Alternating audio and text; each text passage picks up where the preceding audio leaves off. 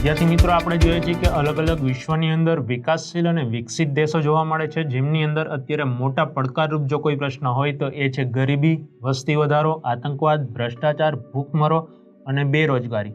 તો આજે આપણે જોશું બેરોજગારી એટલે કે બેકારી, જેને આપણે અનએમ્પ્લોયમેન્ટ કહીએ છીએ. તો બેરોજગારીનો સૌપ્રથમ આપણે અર્થ જોઈએ. તો બેરોજગારીના અર્થની અંદર વિદ્યાર્થી મિત્રો વાત કરીએ તો જે વ્યક્તિની ઉંમર 15 થી 60 વર્ષની હોય અને જેમને રોજગારીની શોધમાં હોય, એટલે કે જે વ્યક્તિની ઉંમર છે એ 15 થી 60 વર્ષની વચ્ચેની છે, જે પોતે કામ કરવા ઈચ્છે છે, જે રોજગારીની શોધમાં છે, પોતાને કામ શોધે છે, તેવી વ્યક્તિ પર્વતમાન એટલે કે હાલની અંદર જે દર ચાલે છે, હાલની અંદર જે મજૂરી, દરમાયો, પગાર જે ચાલે છે એ જ દરે કામ કરવા તૈયાર છે અને તેમની ઈચ્છા પણ છે કામ કરવાની, તે યોગ્ય લાયકાત, ટેલેન્ટ પણ ધરાવે છે, યોગ્ય લાયકાત પણ છે તેમની પાસે, શક્તિ ધરાવતી હોવા છતાં પૂરતા સમયનું જો તેમને કામ ન મળે તો તે કામ મેળવી શકતો નથી. તેથી તે વ્યક્તિને આપણે બેરોજગાર કે બેકાર કહીએ છીએ. આપણે જોઈએ છીએ દિન પ્રતિદિન આવા બેરોજગાર અને બેકાર લોકોની સંખ્યામાં સતત ને સતત વધારો થાય છે. તે સમાજ માટે એક મોટો પડકાર કહી શકાય, કારણ કે જેમ દિન પ્રતિદિન એજ્યુકેશન વધતું જાય છે, કંપનીઓ છે એ હાઈટેક નવી ટેકનોલોજી વાપરતી થઈ ગઈ છે, એટલે કે આ 21મી સદી છે એને આપણે વૈજ્ઞાનિક સદી કહી છીએ. તો ટેકનોલોજી જેટલી નવી આવશે એટલા જ ઉદ્યોગોની અંદર શું થશે, મોટાભાગના લોકો છે એ યંત્રો દ્વારા ઉદ્યોગપતિઓ કામ કરશે, જેથી કરીને મોટાભાગના લોકો બેરોજગાર કે બેકાર બનશે, અથવા તો એવા લોકો કે જેને કામ કરવાની ઈચ્છા છે, યોગ્ય લાયકાત છે, ટેલેન્ટ છે, કૌશલ્ય છે તેમની પાસે, હાલમાં જે સ્થિતિ એ કામ કરી શકે, હાલમાં જે દર છે એના ઉપર કામ કરી શકે, છતાં પણ એમને કામ મળતું નથી. તો આવા લોકોનો બેરોજગાર કે બેકાર તરીકે આપણે સમાવેશ કરી શકીએ છીએ.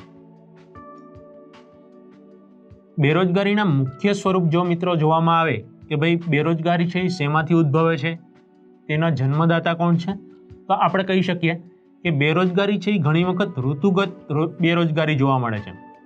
આપણો દેશ છે ભારત દેશ એ કૃષિ પ્રધાન દેશ છે.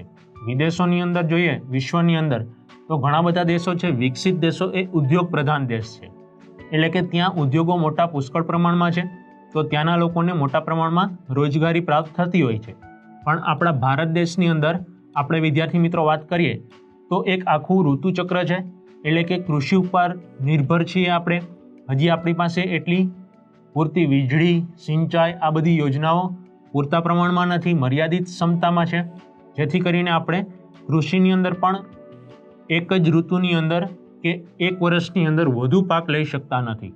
તો આવા સમયની અંદર કાચા માલની અંદર જેટલી જરૂરિયાત છે એટલું ઉત્પાદન નથી કરી શકતા, જેથી કરીને આપણી પાસે જે મર્યાદિત લિમિટેડ ઉદ્યોગો છે એને કાચો માલ પૂરો ન પડવાને લીધે ઘણી વખત ઉદ્યોગો છે એ પણ બંધ રહે છે. કૃષિની અંદર મોટાભાગના લોકો છે એને અમુક સમય કામ મળે છે, પછી અમુક સમય જો દુષ્કાળ હોય, દુકાળ હોય, અતિવૃષ્ટિ, અનાવૃષ્ટિ, કુદરતી આફતો હોય, તો આવી બધી આફતોનો પણ સામનો કરવો પડે, ત્યારે કૃષિની અંદર પણ વધુ પાક નથી લઈ શકતા, જેથી કરીને ઋતુગત બેરોજગારીનો સામનો પણ આપણા દેશની અંદર ઘણા બધા લોકો કરે છે. અને આવા બધા લોકો છે મધ્યમ વર્ગ, ગરીબી રેખા નીચે જીવનારા લોકો, એટલે કે બિલો પોવર્ટી લાઇન, BPL રેખા નીચે જીવનારા લોકો, એનું જીવન ધોરણ છે એ આપણે સુધારવાના પ્રયત્ન કરીએ, પણ ઋતુગત બેરોજગારીના લીધે આ લોકોનું જીવન ધોરણ છે એ વધુ કઠિન બનતું જાય છે અને સરકાર માટે પણ એક ચિંતાજનક વિષય કહી શકાય છે. એની અંદર આપણે આગળ વાત કરીએ તો ઘણી વખત ઘર્ષણજન્ય બેરોજગારી. ઘર્ષણજન્ય બેરોજગારી એટલે શું, તો કે અલગ અલગ અત્યારે આપણે જોઈએ છીએ કે 21મી સદી એટલે ટેકનોલોજી, વિજ્ઞાનની સદી, તો એની અંદર નવા નવા યંત્રો આવતા હોય, જેથી કરીને જ્યારે નવું યંત્ર આવે ત્યારે એ વધુ લોકોનું કામ એક જ યંત્ર દ્વારા થતું હોય, અને નવી ટેકનોલોજી છે એ ઘણા બધા લોકોને, મજૂરોને, કર્મચારીઓને બેરોજગાર, બેકાર બનાવે છે, કારણ કે એ યંત્ર છે એ મજૂરો અને કર્મચારીઓનું કામ પોતે જાતે કરી લે છે, જેથી કરીને એની ઉપર વધુ કર્મચારી કે મજૂરોની જરૂર પડતી નથી. ત્યારે વધુ વ્યક્તિઓ બેરોજગાર બને છે, બેકાર બને છે. ઘણી વખત એવું પણ બને છે કે નવા યંત્રો છે એ અમુક મોટી ઉંમરના સિનિયર સિટીઝનો જે કામ કરતા હશે કંપનીઓની અંદર, એમને એની પ્રેક્ટિસ કે અનુભવ ન હોવાને લીધે એ તાત્કાલિક એ યંત્રને કેમ ઓપરેટ કરવું, કેમ ચલાવવું તે શીખી શકતા નથી, જેથી કરીને એની જગ્યાએ નવા યુવા વ્યક્તિઓને લેવામાં આવે છે અને અમુક સમય માટે એ લોકોને પણ બેરોજગાર થવું પડે છે. તો આને કહેવામાં આવે છે ઘર્ષણજન્ય બેરોજગારી. એટલે કે નવું યંત્ર જો ઉદ્યોગોની અંદર વસાવવામાં આવે તો એ ઘણા બધા લોકોને બેરોજગાર કે બેકાર બનાવી શકે છે. તો આવી રીતે આપણે જોયું બેકારીની અંદર, બેરોજગારીની અંદર મુખ્ય સ્વરૂપમાં ઋતુગત બેરોજગારી, ઘર્ષણજન્ય બેરોજગારી. ત્યાર પછી આપણે જોઈએ માળખાગત બેરોજગારી, સુવિધાઓનો અભાવ. ઘણી વખત આપણે નવી ટેકનોલોજીને અપનાવીએ છીએ પણ એને જે કૌશલ્ય કે એના જે અનુભવી વ્યક્તિ જોઈએ એ આપણી પાસે હોતા નથી. ઘણા બધા ઉદ્યોગો છે જેને માળખાગત સુવિધાઓ પણ અમુક વખત પ્રાપ્ત થતી નથી. એટલે કે ગ્રામ્ય ક્ષેત્રની અંદર જો કોઈ ઉદ્યોગ હોય તો એને પ્રાથમિક સુવિધાઓ મળતી ન હોવાને લીધે રોડ, રસ્તા, ગોડાઉન, સ્ટોરેજ, વીજળીની પૂરી ક્ષમતાવાળો પ્લાન્ટ, તો આ બધું ન મળવાને લીધે શું થતું હોય, ઘણી વખત આવા લોકો છે એને શહેરીકરણની અંદર સ્થળાંતર કરવું પડે છે અને શહેરની અંદર વસ્તી વધારાને લીધે ઘણા બધા લોકોને તાત્કાલિક રોજગારી પ્રાપ્ત થતી નથી. તો એવા લોકો પણ રોજગારીનો સામનો કરે છે અને ત્યારે આપણે કહી શકીએ કે મોટાભાગના લોકો છે એ બેકાર અને બેકારીના લીધે, રોજગારી ન મળવાને લીધે પોતાના ઘરનું ગુજરાન વ્યવસ્થિત ચલાવી નથી શકતા અને આવી જ રીતે તે પોતે બેકાર અને બેરોજગારીનો સામનો કરતા હોય છે. વિદ્યાર્થી મિત્રો, આપણે જોઈએ છીએ અલગ અલગ બેરોજગારીના સ્વરૂપો. એમની અંદર આપણે વાત કરીએ તો પરછન કે છુપી બેરોજગારી, આ બંને નામ છે એ સરખા છે, એકબીજાને ભળતા નામ છે. એટલે કે ઘણી વખત તમે જોયું હશે ગામડાની અંદર અમુક ખેડૂત પરિવારો હોય એ જમીનની અંદર જ્યારે પોતે રોજગારી પ્રાપ્ત કરતા હોય, એટલે કે જમીનની અંદર કૃષિની અંદર કામ કરતા હોય તો એમની પાસે જે જમીની ભાગ છે એ એક લિમિટેડ છે, મર્યાદિત છે. સપોઝ એક ઉદાહરણ તરીકે આપણે માનીએ કે 10 વીઘા જમીન છે, એની અંદર ખેડૂત પરિવાર છે એના 5 સભ્યો ખેતી કરે છે. હવે માની લો કે એક ખેતીની અંદર 4 સભ્યો ખેતી કરે તો પણ એની અંદર જે પાકનું ઉત્પાદન થવાનું હતું એ એટલું જ થવાનું છે જેટલા 5 વ્યક્તિ કામ કરે છે અને થાય છે. તો આને કહેવામાં આવે છે પરછન કે છુપી બેરોજગારી. એટલે કે એક વ્યક્તિ વધુ કૃષિની અંદર રોકાયેલ છે, એના રોકાવાથી, એના કામ કરવાથી ઉત્પાદનની અંદર આપણે કંઈ વધારો કરી શકતા નથી, તો એને કહેવામાં આવશે પરછન કે છુપી બેરોજગારી. દેખીતી રીતે આપણને દેખાશે કે 5 વ્યક્તિ કૃષિની અંદર કામ કરે છે અથવા તો એ વ્યક્તિ કામ ન કરતું હોય અને 4 વ્યક્તિ કામ કરતું હોય તો પણ કૃષિના 10 વીઘાની અંદર એટલું જ ઉત્પાદન થાય છે. 5 વ્યક્તિ કામ કરે તો પણ એટલું ઉત્પાદન થાય છે. તો દેખીતી રીતે એ વ્યક્તિ કામ કરે છે પણ એના કામ કરવાથી કે ન કરવાથી ઉત્પાદનની અંદર જો આપણે વધારો કરી ન શકતા હોય તો એને કહેવામાં આવે છે પરછન કે છુપી બેરોજગારી. ત્યાર પછી આપણે વાત કરીએ તો ઔદ્યોગિક બેરોજગારી. અત્યારે આપણે જોઈએ છીએ કે તમામ વિશ્વની અંદર, તમામ વિકસિત દેશો હોય કે વિકાસશીલ દેશ, બધા જ શું કરે છે, પોતાના ઉદ્યોગોની અંદર વધારેમાં વધારે ઉત્પાદન કરે છે. કારણ કે દિન પ્રતિદિન વિશ્વની અંદર આપણે જોઈ રહ્યા છીએ કે સતત વસ્તીની અંદર વધારો થાય છે. તો વસ્તીની અંદર જેટલા પ્રમાણમાં વધારો થશે એટલા જ પ્રમાણમાં વસ્તુની ડિમાન્ડ, સેવાની ડિમાન્ડ, માંગ, એમાં વધારો થશે અને એને પૂરું કરવા માટે આખા વિશ્વ બજારની અંદર આપણે જોઈએ છીએ કે 1991ની અંદર ભારત દેશે પણ વૈશ્વિકીકરણ સ્વીકાર્યું, ઉદારીકરણ, ખાનગીકરણ સ્વીકાર્યું. તો વૈશ્વિકીકરણની અંદર વસ્તુનું ઇમ્પોર્ટ એક્સપોર્ટ એટલે કે આયાત નિકાસ વધારવા માટે જેટલા પ્રમાણમાં ઉદ્યોગોની અંદર વધુ પ્રમાણમાં નવી ટેકનોલોજીનો ઉપયોગ કરી અને આપણે ઉત્પાદનમાં વધારો કરી શકશું એટલું ઉદ્યોગોને ફાયદો થશે. પણ એની સામે જેટલી નવી ટેકનોલોજી આવશે એટલું ઔદ્યોગિક બેરોજગારીમાં વધારો થશે.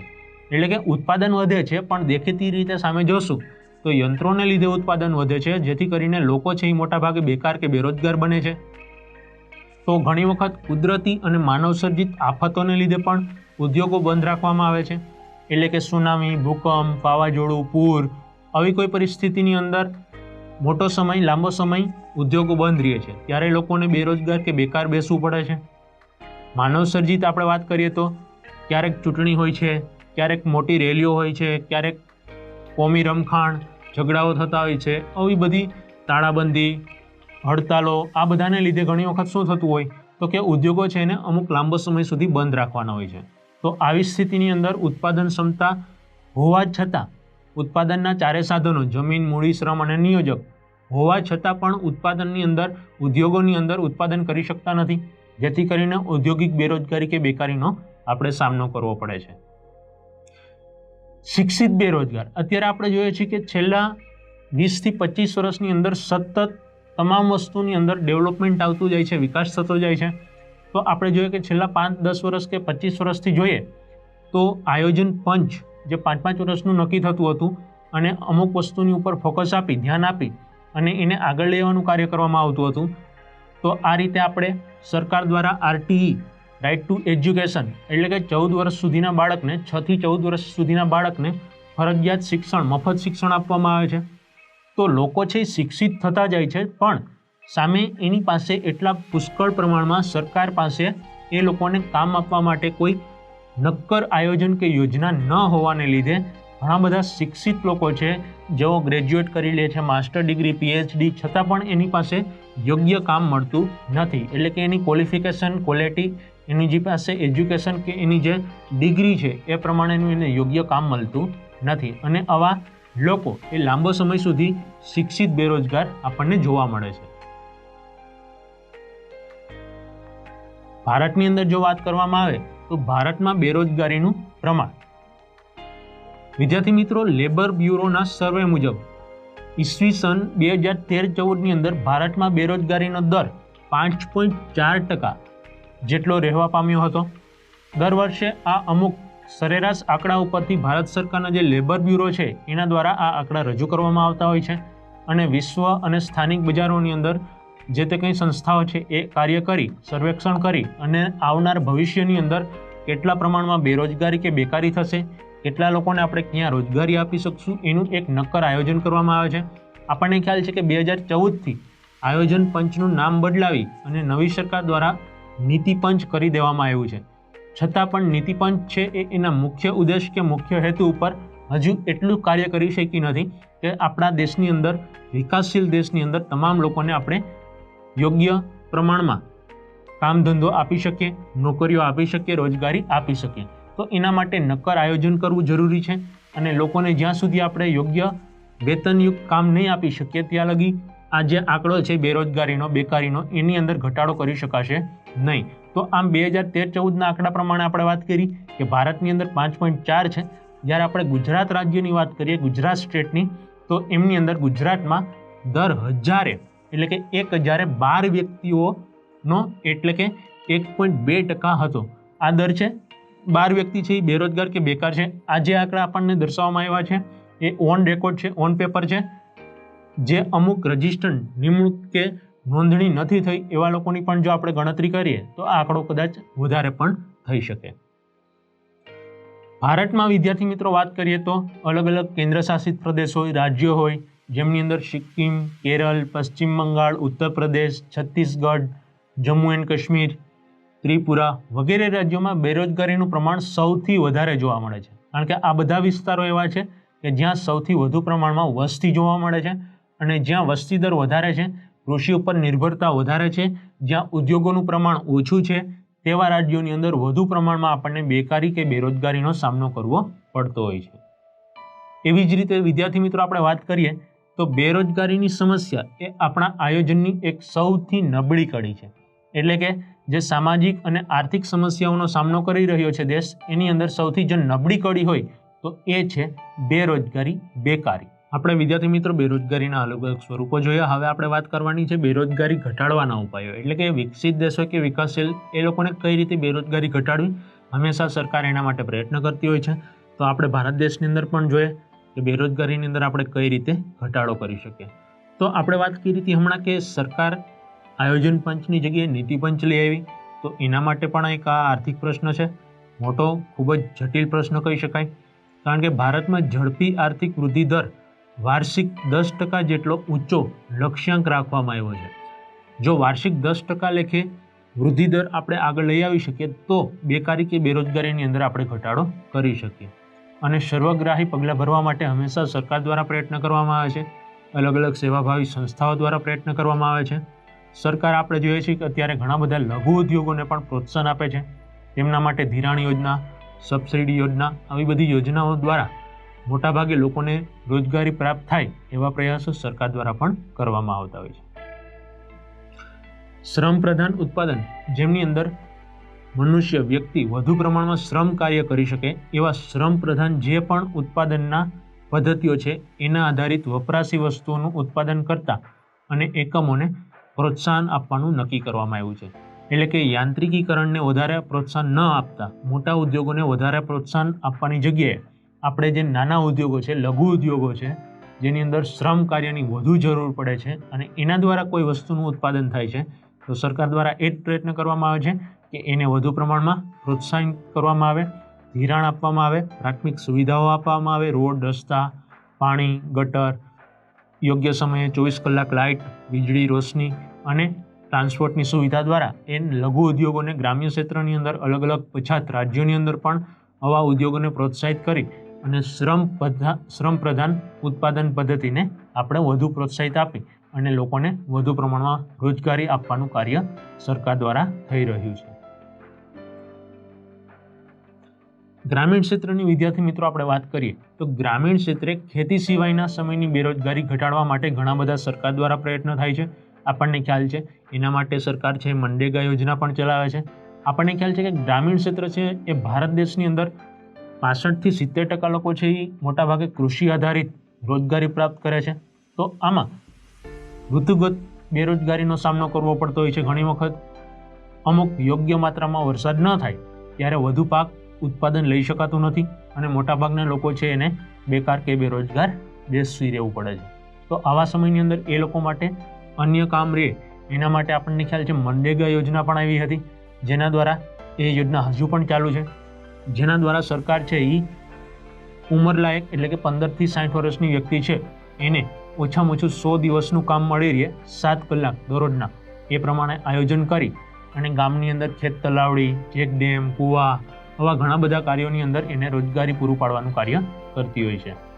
તો ખેતરમાં એક કે તેથી વધુ પાક લઈ શકાય એવી પદ્ધતિ વિકસાવવામાં આવે છે. આપણે 1965થી જોઈએ તો હરિયાળી ક્રાંતિ દ્વારા આપણે ઘણી બધી સિંચાઈની યોજના, ફુવારા પદ્ધતિ, ટપક સિંચાઈ પદ્ધતિ આવી રીતે પાણીનો બચાવ કરીને પણ ઘણા બધા પાકો છે એને આપણે લેતા હોઈએ છીએ. તો જો વધુ પાકો લેવામાં આવશે તો ત્યાંના ગ્રામીણ ક્ષેત્રના લોકો છે એને અમુક વધુ સમય માટે રોજગારી પ્રાપ્ત થતી રહેશે. ગ્રામીણ ક્ષેત્રે માનવ વિકાસને ટકાવી રાખવા માટે ઉદ્યોગો, લઘુ ઉદ્યોગો આ ખૂબ જ જરૂરી છે. તો એમની અંદર ગ્રામીણ ક્ષેત્રે જો માનવ વિકાસ ટકાવવો હોય તો કોઈ પણ વ્યક્તિ છે એની પ્રાથમિક જરૂરિયાતો સંતોષવી પડે. આપણને ખ્યાલ છે રોટી, કપડાં, મકાન એ પ્રાથમિક જરૂરિયાત છે. ત્યાર પછી આવે આરોગ્ય અને શિક્ષણ. તો અત્યારે તમામ ગ્રામ પંચાયતોની અંદર પણ નાના નાના આરોગ્ય કેન્દ્ર હોય છે. આ આરોગ્ય જે હેલ્થ સેન્ટર હોય છે તે આરોગ્ય કેન્દ્ર ઉપર ગામડાના લોકો છે તેને અમુક સારવાર, પ્રાથમિક સારવાર ત્યાં જ મળી રહે તેવી સુવિધાઓ વિકસાવવામાં આવી છે. ત્યાર પછી આપણે વાત કરીએ શિક્ષણ. તો આજની આ નવી ટેકનોલોજીના યુગની અંદર આપણે શિક્ષણ ખૂબ જ આવશ્યક થઈ ગયું છે. એટલે સરકાર દ્વારા એવો જ પ્રયત્ન કરવામાં આવે છે કે બાળ મજૂરીને અટકાવીએ. 14 વર્ષ સુધીના બાળકોને 6 થી 14 વર્ષ સુધીના બાળકો હોય એને મફત શિક્ષણ આપવામાં આવે અને એ લોકોનું જીવન ધોરણ સુધારવામાં આવે. તેમના માટે મધ્યાહન ભોજનની સુવિધાઓ પણ ગ્રામ્ય કક્ષાએ શાળાઓની અંદર કરવામાં આવી છે, જેથી કરીને અમુક જે બેરોજગાર કે બેકાર લોકો છે એના બાળકો એને મજૂરી કામ કે ભીખ ન માંગવી પડે અને એ લોકોને 2 ટકનું પૂરતું ભોજન મળી રહે. તો એના માટે બપોરનું ભોજન છે એ મધ્યાહન ભોજન તે શાળામાંથી જ સરકાર દ્વારા એમને ફ્રી ઓફ મફતમાં આપવામાં આવે છે અને એ બાળકો કુપોષિત ન રહે, જેથી કરીને શિક્ષણની અંદર પણ વધારો થાય અને આરોગ્યની અંદર પણ વધારો થાય અને એ ભારત દેશની અંદર જે સરેરાશ આયુષ્ય છે એ ભોગવી શકે. તો આમ આરોગ્ય, શિક્ષણ ખૂબ જ અગત્યનું છે. એવી રીતે આપણું જે પ્રાથમિક જરૂરિયાત છે શરીરની એ ચોખ્ખું પીવાનું પાણી. અત્યારે સરકાર દ્વારા એવા પ્રયત્નો પણ થાય છે કે ઘરે ઘરે નળ દ્વારા પીવાનું શુદ્ધ ચોખ્ખું પાણી પહોંચાડવામાં આવે. ઘણા બધા ગામડાઓ એવા છે કે ત્યાં હજી પણ પીવાનું ચોખ્ખું પાણી અને વીજળી પહોંચ્યા નથી. તો સરકાર દ્વારા 18,000થી વધુ ગામડાઓની અંદર અત્યારે એક પ્રોજેક્ટ દ્વારા એટલે કે તમામ ગામોની અંદર વીજળી અને પીવાનું ચોખ્ખું પાણી પહોંચાડવાના પ્રયત્ન થઈ રહ્યા છે. વીજળી એ પણ અત્યારની ખૂબ જ આવશ્યક જરૂરિયાત થઈ ગઈ છે. કોઈ પણ રોશની કે વીજળી વગર આપણને અત્યારે ચાલી શકે નહીં. તમામ કામ છે એ આપણે શેના દ્વારા થાય છે? વીજળી દ્વારા. એટલે કે નાના બાળકથી લઈ યુવાઓ અને વડીલો તમામને વીજળીની જરૂરિયાત ખૂબ રહે છે. આપણે જોઈએ છીએ કે અત્યારે ઈ-ગ્રામ યોજના હોય તો એની અંદર પણ વીજળીની જરૂરિયાત છે. કોમ્પ્યુટર, મોબાઈલ આ બધું શેના ઉપર ચાલે છે? વીજળી ઉપર. તો આના માટે પણ ગામડાની અંદર વીજળી હશે તો તાત્કાલિક બધા કામ છે એ આપણે ઝડપથી કરી શકશું અને સરકાર પણ હંમેશા એવો જ પ્રયત્ન કરે છે કે છેવાડાના ગામ સુધી પણ વીજળી પહોંચાડી શકાય. ઉદ્યોગોની વાત કરીએ તો સરકાર દ્વારા અમુક જે પછાત શહેરો છે, પછાત રાજ્યો છે, ગ્રામ્ય ક્ષેત્ર છે, ત્યાં લઘુ અને ગુરુ ઉદ્યોગો નાખી અને ત્યાંના લોકોને ત્યાં પોતાના જ રાજ્યની અંદર, પોતાના શહેરની અંદર, પોતાના ગ્રામ્ય ક્ષેત્રની અંદર રોજગારી પ્રાપ્ત થઈ જાય તેવા પ્રયત્ન કરવામાં આવે છે, જેથી કરીને એને સ્થળાંતર ન કરવું પડે, બીજા રાજ્ય કે બીજા શહેરની અંદર ન જવું પડે, શહેરીકરણની અંદર વધારો ન થાય. તો સરકાર માટે પણ અમુક જે વધારાના સમસ્યાઓ ઉદ્ભવે છે એ ન વધે, કારણ કે જો શહેરીકરણની અંદર વસ્તી વધારો થશે તો ત્યાં પ્રાથમિક સુવિધાઓની માંગ વધશે, પાણી, વીજળી, ગટર, રહેઠાણ વિસ્તાર, આ બધાની માંગમાં વધારો થશે.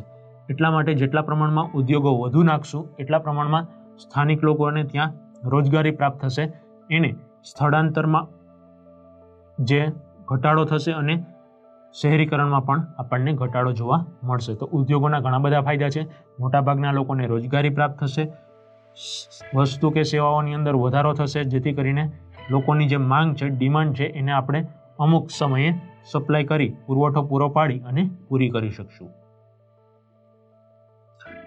શિક્ષિત બેરોજગારો અને યુવા બેરોજગારોમાં ઘટાડો કરવાનો કૌશલ્યોનો વિકાસ.